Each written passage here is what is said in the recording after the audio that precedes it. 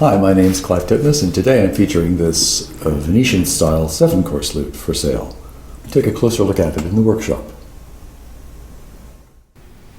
Here we are in the shop, and on the workbench I've got my Venetian style 7-course lute. I'd like to point out the shaded U back. I've reduced the number of ribs from the original somewhat to take advantage of the width of the sapwood that I had available on the U that I used. One of the restrictions I set myself in making this lute is to make it from a single log of yew wood. That means that there's some periodicity. The shading is very apparent on one side, and it fades out again, then it comes back again. It's kind of a nice natural rhythm. I quite like that idea. There's a veneered neck, and the peg box has an ebony backing. These are boxwood pegs. The design is very beautiful and very complex to turn on the lathe. There were a few special tools I had to make. There's lots of wood there. They're very substantial to hold and very ergonomic. If I turn the lute over, you can see the peg box a little more closely. It's a laminated peg box trimmed with snakewood. The sides are made with plum and holly, which doesn't split.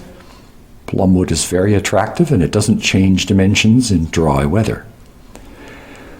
There's an ebony fingerboard, then we come down to the rose. You can see that almost all of the elements of the Gothic tradition have completely disappeared.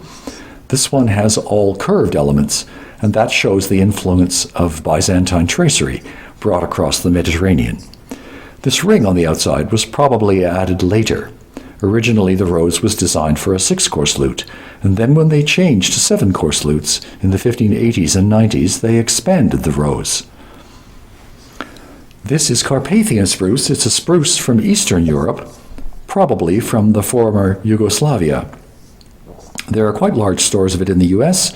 It's extremely good quality. It's similar in properties to German spruce. It's a bit softer, makes an extremely fine lute. That is my 7-course Venetian-style lute for sale.